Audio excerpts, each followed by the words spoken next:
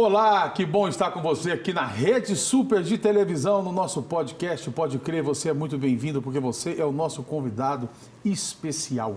E hoje nós estamos também com um convidado especial aqui, com um assunto muito, mas muito interessante mesmo, que eu tenho certeza que você vai gostar e vai prender a sua atenção e vai te ensinar muito. Doutor Igor Sabino, seja muito bem-vindo, doutor. Olá, muito obrigado. É um prazer estar aqui com vocês hoje. Prazer é todo nosso. O senhor que é doutor em ciência política pela UFPE, é isso mesmo? Isso, UFPE. UFPE. E mestre em relações internacionais pela UEPB. É da Paraíba? Isso, da Paraíba. Olha só, interessante. E aqui é um nome que eu não vou arriscar soletrar, mas o senhor é Fellow. Eu sou Fellow do Philos Project. É uma organização dos Estados Unidos que pesquisa Oriente Médio, questão relacionada aos cristãos lá da região, Israel, esses temas. Em relação à perseguição? Isso, a perseguição aos cristãos, mas também como que nós cristãos do Ocidente, a gente pode aprender com eles em relação à nossa fé e crescer e ter comunhão. E o que é esse Fellow? Fellow é como se fosse um pesquisador. É alguém que é associado. Sim. Então, sou associado a eles, faço pesquisa, escrevo artigos, desempenho alguns projetos voltados para essa área. Isso é o quê? É um grupo, é uma escola, é uma organização? É uma organização, né? Seria como se fosse um think tank, é uma organização que produz material tanto para mídia como também para governos, para tentar promover políticas públicas, já no caso dos Estados Unidos, influenciar a política externa dos Estados Unidos para proteger os cristãos do Oriente Médio, também ações de combate ao antissemitismo, promover tolerância entre cristãos e muçulmanos, judeus, enfim, uma série de ações. Isso eu ia te perguntar exatamente isso, assim, quem que vocês ajudam, né, com essas pesquisas, né? Quem são as pessoas beneficiadas com essa organização?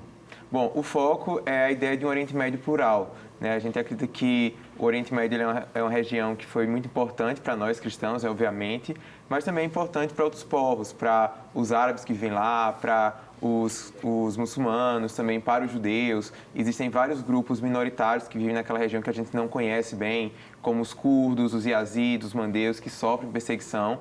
Então a gente defende São castas, assim? Não seriam castas, seriam grupos étnico-religiosos. Então, por exemplo, quando a gente fala sobre os cristãos do Oriente Médio, a gente não entende bem quem eles são. Sim. Mas a gente tem alguns cristãos que eles são desde a época dos apóstolos de Jesus, como os cristãos coptas no Egito.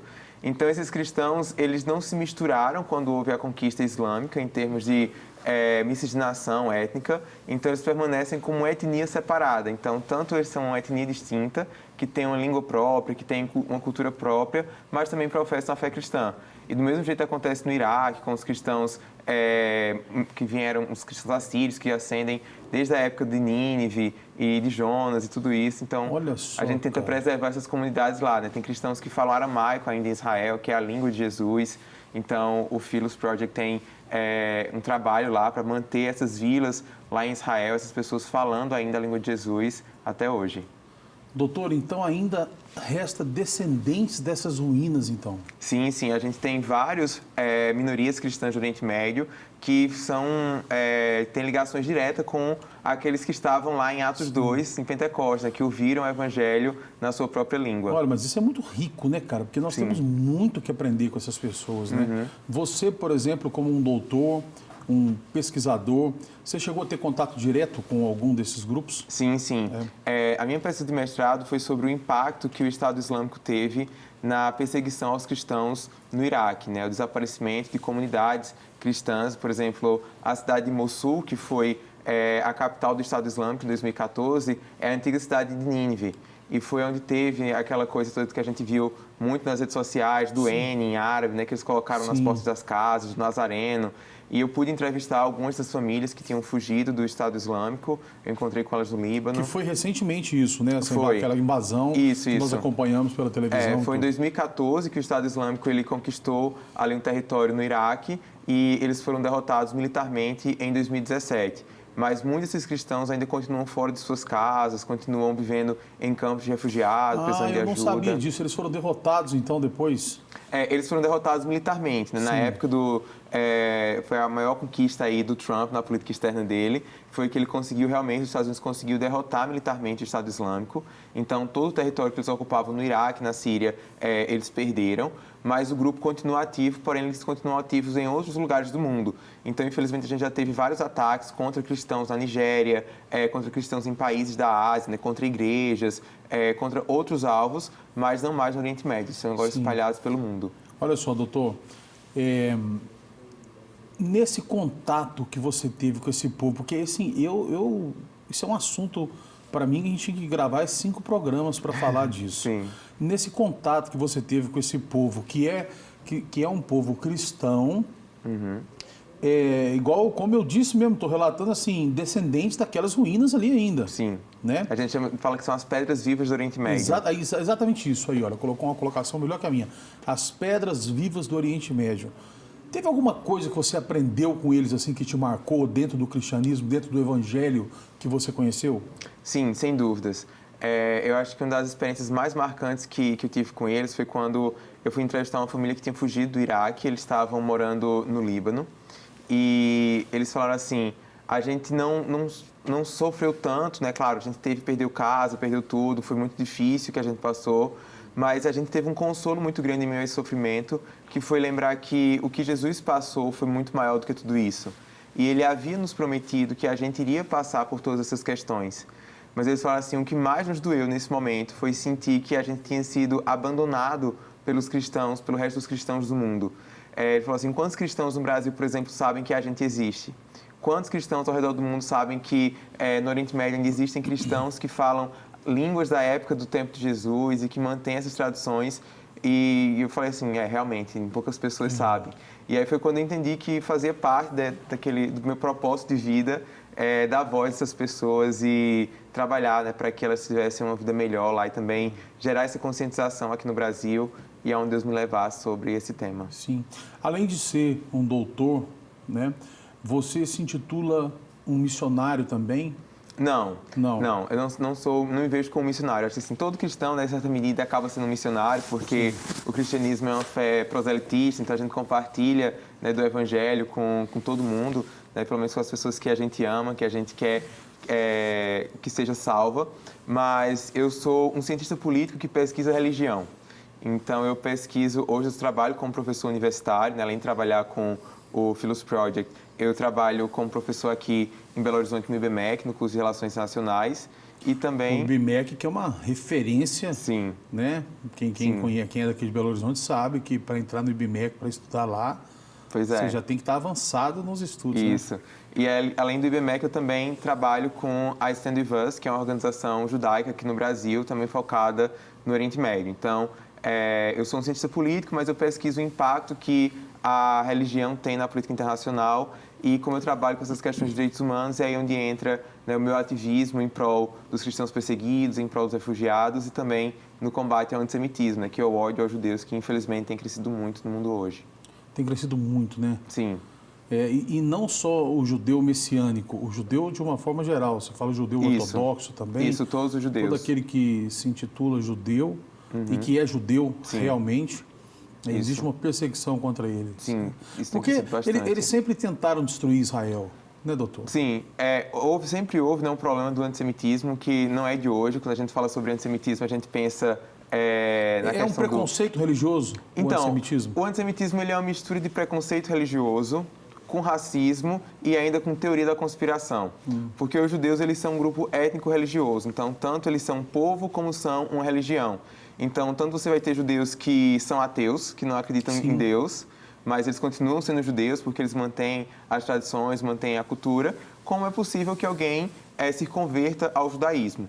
Então, em alguns momentos, a gente vê que esse antissemitismo ele é baseado em religião, né? A gente teve isso durante muito tempo, durante a Idade Média, né? Que infelizmente muitos cristãos perseguiram os judeus, porque diziam que os judeus eles eram responsáveis pela morte de Jesus, tinham cometido o crime de deicídio, né? Até mesmo, infelizmente, Martinho Lutero, né, escreveu um livro horrível contra os judeus. Mas também tem um outro tipo de antissemitismo, que é o antissemitismo racista, né? A ideia de que os judeus eles fazem parte de uma raça inferior e que eles são ameaça, por isso eles têm que ser exterminados. geralmente as diferenças entre o antissemitismo racista e esse religioso são muito pequenas, né? É comum que pessoas que têm um ódio racial acabem usando estereótipos religiosos e vice-versa. Mas o que difere o antissemitismo de um outro tipo de perseguição religiosa ou de racismo é essa ideia de que os judeus eles são um povo inferior, né? Um povo que faz mal para a humanidade e um povo que precisa ser exterminado. Sim. Então, não basta somente, por exemplo, você escravizar um judeu como a gente teve casos de escravidão dos negros aqui no Brasil. O judeu ele tem que ser exterminado, né? E daí que veio a ideia da solução final de Hitler e muitas pessoas hoje expressam esse ódio contra os judeus falando sobre Israel. Né? Não é politicamente correto você dizer hoje que odeia os judeus, mas é politicamente correto você dizer que você odeia Israel. E aí você pode acusar Israel de todos os crimes que você imaginar e aí você acaba tendo um passe livre para o antissemitismo. Cara, olha, eu tenho tanta pergunta para te fazer, então vamos lá. Não sei por onde começar, mas me faz lembrar muito, né, na Bíblia, que Jesus foi perseguido. Sim. Né? Jesus foi perseguido. Agora, ele foi perseguido pelo próprio povo dele mesmo, né? Não era o Estado Islâmico que estava ali perseguindo Jesus, né? E essa pergunta eu te faço hoje. Os judeus, eles são perseguidos dentro de Israel ou somente quando eles estão fora? Dentro de Israel, existem grupos que perseguem os judeus, eles têm essa força, esse poder, existe isso, porque a gente sabe que é um dos exércitos mais bem treinados do mundo. Sim. Né? Então, Jesus ele foi um homem judeu, né? Às vezes a gente esquece isso, mas a Bíblia deixa muito claro que Jesus ele era judeu. E na época de Jesus, o judaísmo do Segundo Templo, você tinha várias facções religiosas, né? Vários grupos, inclusive a gente vê que tinha na própria Bíblia, né? Os saduceus, os fariseus, os essênios. Então, era comum que houvesse essas disputas ali entre os grupos judaicos, inclusive... Sim. Tipo os samaritanos. Isso, os samaritanos eram outro povo, assim, os fariseus, os saduceus. Então, do mesmo jeito que a gente vai ver que teve alguns judeus que ficaram contra Jesus, que não reconheceram ele como Messias, teve muitos outros que o seguiram, né? Atos mesmo fala que depois da pregação de Pedro, 3.000 se converteram de uma vez só. Então, aquele contexto era muito, muito diverso. Mas, atualmente, Israel hoje ele é um Estado judeu. Então, 80% da população de Israel é composta por judeus e 20% são compostos por árabes. E esses árabes, você tem tanto árabes muçulmanos quanto também tem árabes cristãos. Então, dentro de Israel, os judeus eles não sofrem necessariamente perseguição. Mas existem alguns conflitos, por exemplo, entre judeus que são mais religiosos e os judeus que são mais seculares. Então, agora mesmo, a gente está tendo um governo em Israel que ele é bem conservador, ele é bem de direita. E esses judeus que estão no poder, eles não gostam, por exemplo, dos judeus que são mais progressistas, que são mais liberais. Então, semana passada mesmo, teve uma parada gay em Israel, né? Tanto teve em Tel Aviv como teve em Jerusalém. E alguns desses judeus que são mais conservadores criticaram, foram contra. Então, são embates que existem... E outros aceitaram? Sim, eles aceitaram. Então, nesse ponto, é como se fosse em todos os lugares. Isso, é uma democracia como outra qualquer. Sim. Do mesmo jeito que a gente tem a polarização aqui no Brasil, de esquerda e direita, em Israel tem do mesmo jeito. Então, as ameaças que Israel enfrenta são principalmente ameaças externas. Né? O Irã, que afirma, por exemplo, que quer destruir Israel, que tem esse desejo de ter uma bomba nuclear para varrer Israel da face da terra. Tem um problema com os palestinos, né, por conta do conflito que começou em 48. Então, hoje, Israel disputa alguns territórios com os palestinos na faixa de Gaza, na Cisjordânia. E em Gaza, você tem grupos terroristas que não reconhecem a existência de Israel, como o Hamas, a Jihad Islâmica. Eles ficam lançando foguetes contra Israel constantemente. Então, são outras ameaças que Israel tem. Inclusive, quando o Bolsonaro foi presidente, ele colocou a embaixada em Jerusalém, se não me engano. Não, ele não chegou a colocar. Ele prometeu que ia mudar, ele afirmou que ia fazer essa mudança, mas ele não fez. Quem fez foi o Trump. Os Estados Unidos, ele mudou a embaixada, mas havia uma diferença, porque, de acordo com a própria lei dos Estados Unidos, essa embaixada ela tinha que ser mudada para lá, mas ela poderia ser adiada a cada 6 meses, dependendo da situação do conflito. Sim. Então, os presidentes, eles vinham sempre postergando, e o Trump não, ele foi lá e decidiu fazer a mudança. Mas fora os Estados Unidos, somente, se não me engano, Guatemala, um ou outro país que mantém a embaixada em Jerusalém, a grande maioria dos países, inclusive o Brasil, mantém em Tel Aviv. Sim. Agora, você como pesquisador, né, a gente sabe que às vezes quando a pessoa pesquisa muito, ela começa a colocar a fé dela em dúvida, né? Não estou falando que esse é o seu caso, mas eu já vi casos assim de pessoas que eram firmes na fé, estudaram teologia e no final estavam fracas na fé, né? Você acha que dentro de tudo que você estudou, dentro de tudo que você acompanhou, e dá para ver perfeitamente que você tem propriedade e autoridade no assunto, você acha que Israel não foi destruída até hoje porque existe uma proteção divina sobre ela, ou por que não? Porque realmente ela fez alianças, ela se protegeu? Então, de fato, muitas pessoas, né, quando começam a estudar, têm a sua fé aí enfraquecida. E comigo foi o contrário. Eu acho assim, é claro que eu passei por meus momentos de crise, de dúvida, mas a minha fé ela saiu muito mais fortalecida. Quanto mais eu estudo, mais eu tenho convicção daquilo que eu creio, né? Enquanto cristãos, a gente acredita que Deus ele é soberano sobre a história.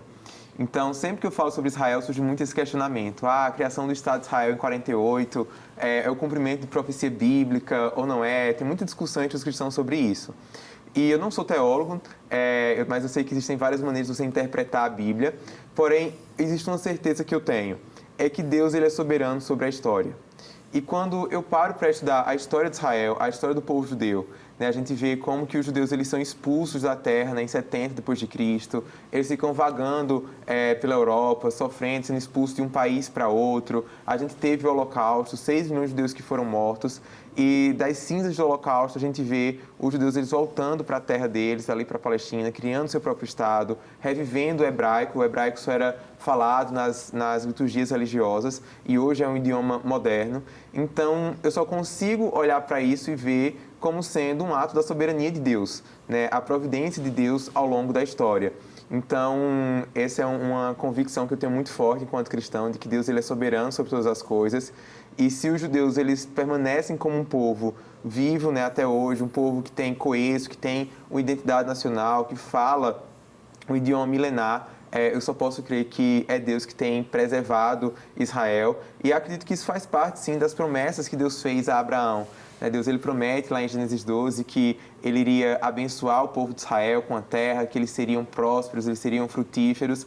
E muitas pessoas acham que isso era uma figura de linguagem, que fala sobre a igreja, mas eu acho interessante porque Paulo, em Romanos 11, no versículo 28 e 29, ele fala que todos os judeus, até aqueles que não reconhecem Jesus como Messias, eles continuam sendo amados por Deus, porque o dom e o chamado de Deus são irrevogáveis. Então eu creio que existe sim essa aliança de Deus com o povo judeu até hoje. Pô, que coisa linda, cara. E foi uma pregação aí que você fez.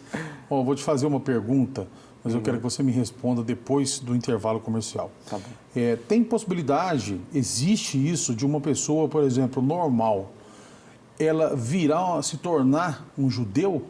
Eu, por exemplo, não nasci em Israel, não tenho parente judeu, não tenho raízes judaicas, e eu me tornar um judeu? Essa é a pergunta que eu te faço e nós vamos responder daqui um minutinho. Daqui um minutinho você continua aí, que você vai saber se tem como uma pessoa se tornar um judeu ou não. Estamos de volta com o nosso Pode Crer aqui pela Rede Super de Televisão com o doutor Igor Sabino, dando o prazer dessa conversa tão legal. Quando eu peguei o seu currículo, né, que não veio foto, veio só o seu currículo que você estudou, eu falei assim, ó, vou entrevistar um senhor hoje, vai ser legal, porque é uma pessoa com experiência de vida e tal. Aí aparece um jovem de 28 anos, cara, com um currículo desse tamanho, professor do IBMEC. Cara, que história bonita sua. Aí você falou que você entrou na faculdade com 16 anos. Sim, entrei na faculdade com 16 anos. E você conseguiu, porque geralmente assim, eles não permitem, né? Tem uma idade mínima. Você conseguiu, sua mãe teve que assinar por você alguma coisa? Eu tive que fazer eu fiz um supletivo, mas para poder fazer o supletivo, que era para pular o ensino médio, eu fui emancipado pelos meus pais. Então, é até interessante, vou contar um pouco essa história, já que a gente está aqui na Rede Super, porque a Rede Super tem tudo a ver com a minha história. Olha só.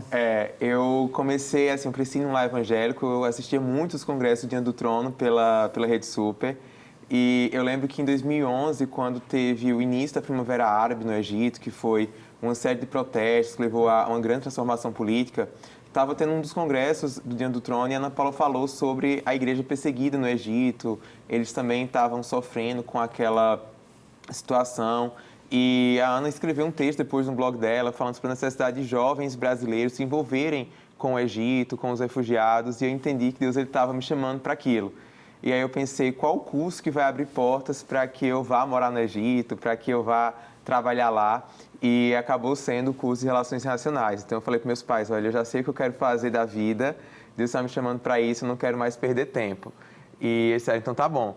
E aí eu fiz aniversário numa quinta-feira, na sexta eu me emancipei, no domingo eu fiz o supletivo, na segunda parei de ir para a escola, fiquei só estudando para o vestibular. E todo mundo dizia que era uma loucura aquilo que eu estava fazendo, mas eu acabei passando no vestibular de primeira, inclusive passei em primeiro lugar.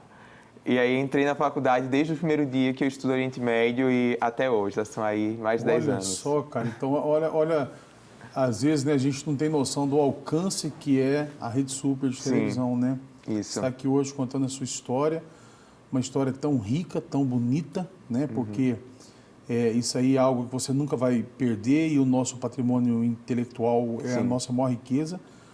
E pela Rede Super você recebeu um chamado ali. Isso. Através Eu da morava em Ana Paula. Campina Grande, na Paraíba. Campina Grande, na Paraíba. Olha Isso. só, terra boa. É. Rapaz, olha só. Eu fiz uma pergunta para você, doutor, que se era possível uma pessoa se tornar, se é possível, uma pessoa se tornar judeu não tendo nenhuma raiz em Israel, nem com o judaísmo, com nada. Isso é possível? Isso existe ou não? Sim. Como eu falei, o judaísmo também é uma religião.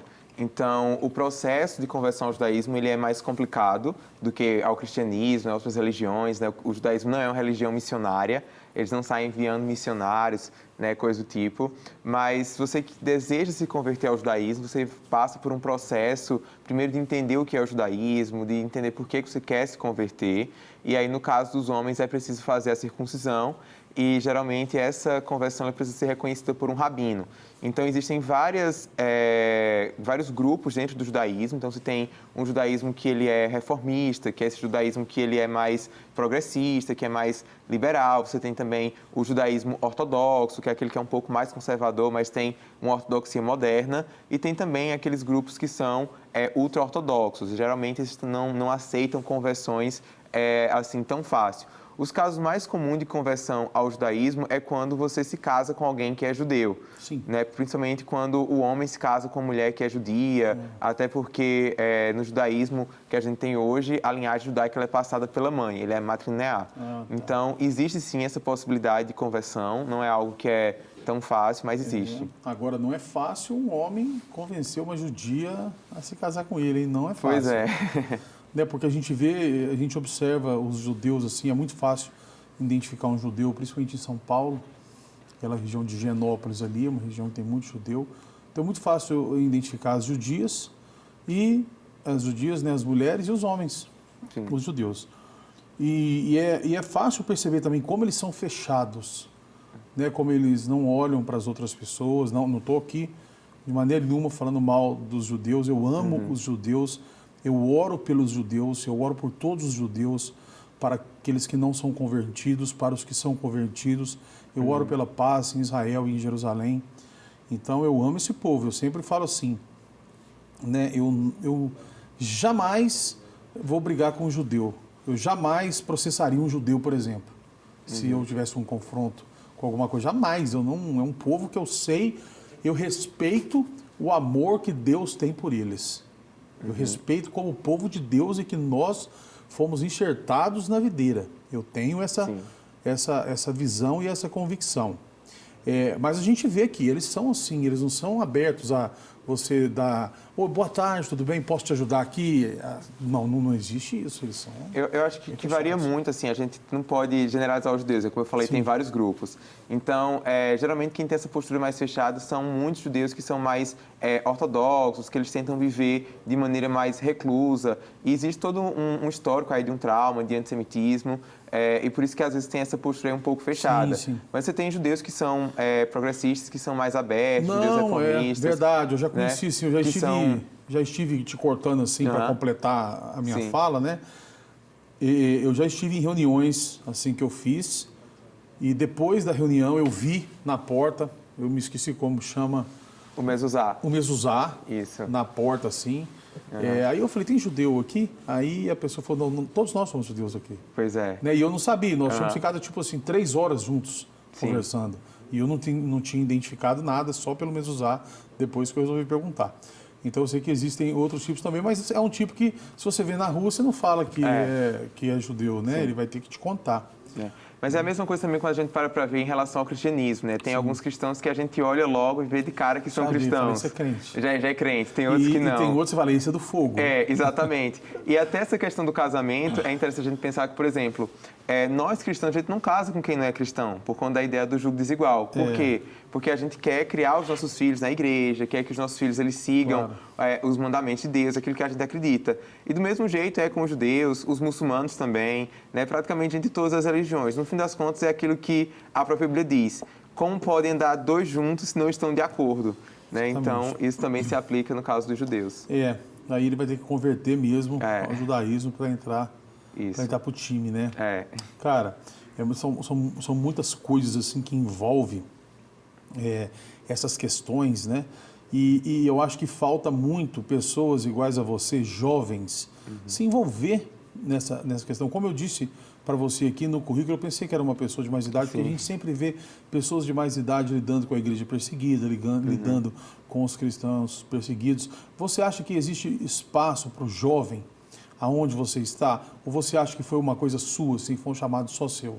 Não, pelo contrário, totalmente. Eu acho que o que não faltam são oportunidades para que os jovens eles se engajem com essas questões aí, da perseguição aos cristãos, Israel. A gente tem visto na nossa geração, né, as novas gerações cada vez mais envolvidas com política, discutindo questões aí sociais. E a questão dos cristãos perseguidos é, acima de tudo, uma questão de direitos humanos. Né, de acordo com o artigo 18 da Declaração Universal dos Direitos Humanos, qualquer pessoa tem o direito de professar uma fé, de mudar essa fé, de passar essa fé para os seus filhos, de propagar essa fé. Então, isso faz parte do direito internacional, isso faz parte de tratados que o Brasil assinou, que vários países assinam. Então, eu acho que mais do que nunca, essa nova geração deve se envolver, sim, com essas questões de direitos humanos e falar sobre a igreja perseguida, falar sobre refugiados. Né? A gente tem visto aí, a gente está vivendo hoje uma das maiores crises de migrações forçadas da história da humanidade recente. Né? A gente tem hoje quase 90 milhões de pessoas que foram forçadas a deixar as suas casas. E muitas dessas pessoas são cristãos perseguidos no Iraque, na Síria, no Afeganistão. E isso é um problema que a gente vê, né, sendo discutido em fóruns internacionais, diplomatas discutindo, e a igreja tem um papel primordial a desempenhar nisso. Né? Imagina o papel que a igreja pode ter acolhendo refugiados. Quantos cristãos que precisam de vir para um país, ou então que vêm para aquele país, mas precisam de um emprego, precisam de ajuda. Aqui mesmo em Belo Horizonte eu conheço várias igrejas que se juntaram e receberam refugiados do Afeganistão, da Ucrânia, da Venezuela. Então, o que não falta é espaço e oportunidade para os jovens. Então, você falou da Ucrânia aí, né? Então, já fica aí esse recado para os jovens, você que é jovem, que fica pensando assim, eu queria um ministério, queria me envolver na igreja. Olha, é uma grande coisa você se envolver na igreja, com a igreja perseguida, com os refugiados que estão aqui no Brasil. Sim. Agora, você falou da Ucrânia.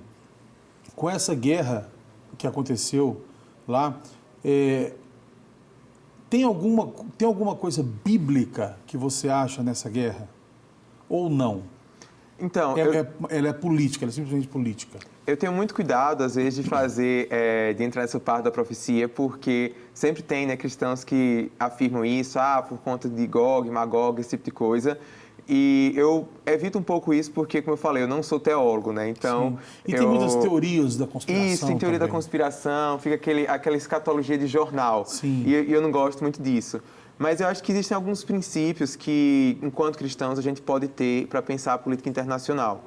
Né, de entender, como eu falei, a soberania de Deus sobre a história. Eu acho que também de pensar como que esses conflitos eles afetam a igreja naquele país. No caso, agora, dessa guerra da Ucrânia, uma coisa que tem me chamado muita atenção é como que o Putin ele tem utilizado um discurso religioso cristão para justificar essa guerra.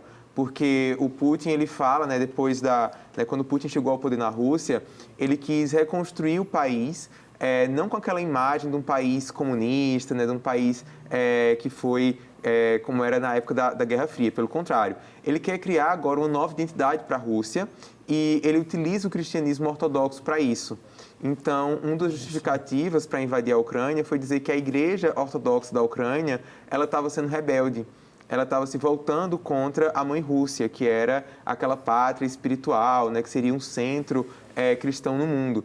Então, hoje a igreja ortodoxa russa, ela tem apoiado a guerra, tem tido um elemento religioso muito forte, e o Putin, ele fala que ele quem vai resgatar o cristianismo no Ocidente, né? Ele fala muito que o Ocidente agora está sendo degenerado por conta das questões de gênero, pela questão aí LGBT e por aí vai. E ele fala que a Rússia é que vai ser um bastião cristão contra tudo isso. Então, ele afirma, por exemplo, que está invadindo a Ucrânia para desnazificar a Ucrânia, né? Sendo que o presidente da Ucrânia ele é judeu. A Ucrânia tem problema com o neonazismo? Tem. Assim como o Brasil tem, assim como praticamente todas as democracias do mundo hoje têm, infelizmente. Mas ele usa um discurso religioso para justificar essa ação. E essa é uma tendência que a gente tem visto, né? A religião dando justificativa para conflitos políticos. Isso não só na Rússia, isso não só no Oriente Médio, mas em vários países do mundo. Em outras proporções, a gente vê perseguição também a cristão dentro do nosso próprio país, né, cara? Hoje há uma luta por direitos, né, de muitas pessoas e algo que eles chamam de uma lacração muito grande também de algumas coisas. Uhum. Mas, cara, eu me lembro quando eu não era crente, quando eu não era evangélico, como os evangélicos eram perseguidos, como os evangélicos eram assim, existia um verdadeiro deboche contra eles, eles estereotipavam o crente, né? Quem era crente era assim, não podia fazer parte de turma nenhuma, no trabalho. Eu presenciei isso. Sim. Eu trabalhei em lugares que tinham pessoas evangélicas e elas eram claramente discriminadas. Elas eram discriminadas no local de trabalho porque ela era evangélica, né? E hoje, às vezes a gente vê uma luta pela não discriminação das próprias pessoas que discriminavam antigamente o crente, né? Sim. Então isso existe também dentro do nosso país um pouco. Infelizmente, né, o preconceito religioso ele existe no Brasil, tanto em relação aos crentes, como também em relação a outros grupos religiosos, sim. Né? Eu acho que isso é uma das dificuldades que a gente tem de viver em sociedade. Né? Eu acho que um dos grandes dilemas que a gente tem hoje ao falar sobre liberdade religiosa é porque, ao mesmo tempo que a gente quer assegurar a liberdade religiosa, nossa liberdade religiosa enquanto cristãos, para pregar aquilo que a gente acredita que é o que a Bíblia afirma, a gente também precisa estar atento que pessoas podem utilizar essa Bíblia, utilizar essas coisas que a gente acredita para fazer o mal a outras pessoas. E essas pessoas que se sentem ameaçadas por isso, às vezes a reação delas é muito desproporcional. E ao invés de atacar as pessoas que usam a Bíblia para perseguir elas, eles querem atacar os cristãos como um todo. Né? Do mesmo jeito que a gente também tem casos, às vezes, de cristãos que sem discernimento, que sem um entendimento, acabam realmente dando margem para discursos contra minorias. Né? A gente tem... Sem dúvida. Às vezes, eu acredito que a gente tem até mais cristãos que estão à frente de igrejas desinformados, sim, da Bíblia, do que os que estão informados realmente da Bíblia, né? Porque às vezes a pessoa recebe um dom de Deus, que é um dom lícito que Deus deu para ela, igual você disse, o dom é irrevogável, mas ela não desenvolve aquele dom, sim, né? Vou dar um exemplo prático.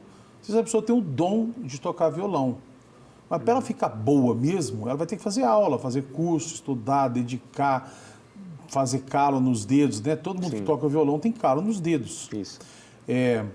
Então ela vai ter que fazer isso. E se ela não fizer, ela não vai ficar tão boa. Então, às vezes, a pessoa recebe um dom de Deus, de revelação, um dom de discernimento de espírito, um dom de falar bem, de convencimento de uma pessoa, e ela não estuda a Bíblia. E aí que vem o problema, porque ela começa a praticar suas próprias teorias e pensamentos, né? E aí ela começa a colocar no púlpito não o que a Bíblia está dizendo, mas a opinião dela, isso, através daquele dom que ela recebeu. Exatamente. E aí que vem todos os problemas que a gente tem enfrentado ultimamente. Sem porque dúvida. Quem está de fora globaliza tudo, né? Tudo, sim, uma coisa só. Eles vão ver a igreja tal, não. É cristão, isso, é crente, é igreja evangélica. Coloca, né, generaliza, e isso é um grande problema que a gente tem. E não só em relação ao cristianismo, acho que qualquer grupo pode ser assim marginalizado, a gente pode ter preconceito, criar estereótipo. Sem dúvida. Mas, de fato, existe hoje um preconceito muito grande contra os cristãos e achar que todos os cristãos eles pensam da mesma forma, que eles são monolíticos, né, que têm a mesma ideia sobre tudo. Quando a gente para ver o quanto de discussão que existe entre os próprios cristãos sobre várias questões teológicas, né? Exatamente. A gente vê os crentes mesmo brigando entre si em relação a tanta coisa. Né? E quando eles vêm falar com a gente, vê assim, porque vocês, Sim. né, vocês fazem assim, eu nunca fiz assim, né, desse jeito. Olha, doutor, como eu te disse, a gente teria que ter muitos programas aqui para falar tudo que a gente tem para falar dentro do seu conhecimento, que é vasto, que é grande. Espero poder um dia te receber aqui de novo. Mas como, se Deus quiser, como a Rede Super foi usada um dia através da Ana Paula para você receber um chamado de Deus, eu queria que hoje você deixasse uma mensagem para jovens que estão te assistindo aqui nessa câmera, sobre assim, o que mais te chama atenção dentro de tudo isso, né, que precisaria de jovens se envolverem nessa causa. Se você pudesse estar aqui com 500 jovens na sua frente e ter 2 minutos com eles, o que você falaria para chamar a atenção deles a entrar nesse caminho? Bom, eu acredito que a gente tem vivido um momento muito especial na história. Né? Deus ele tem nos abençoado na nossa geração com vários recursos, com várias facilidades que outras pessoas não tinham antes, né? Os próprios meios de comunicação, na internet, também a facilidade de se deslocar para outros países, para outros lugares. E a gente tem visto aí muitos desafios chegando até nós, notícias que antes a gente não tinha e hoje a gente tem. E eu acredito que Deus ele tem nos convidado nesse momento da história para se juntar a Ele naquilo que Ele está fazendo na Terra. Então, a gente precisa estar disposto a ouvir aquilo que o Espírito Santo ele quer falar para nós e não ter medo de seguir a voz dele.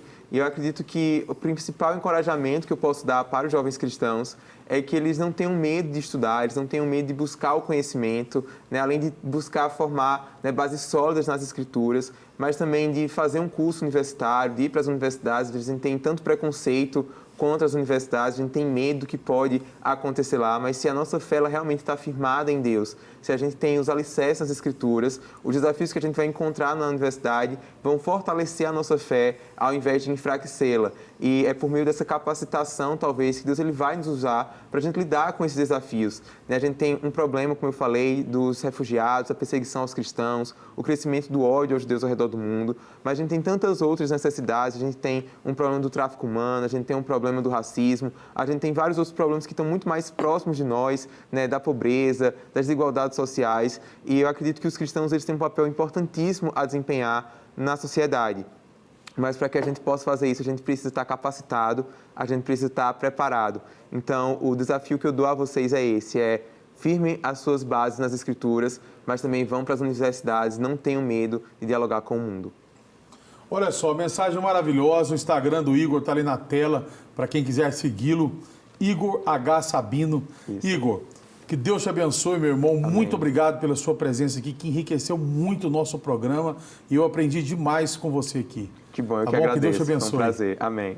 E muito obrigado a você também que esteve ligado aqui no nosso Pode Crer, na Rede Super de televisão. E não sai daí, porque aqui na Rede Super tem muito mais.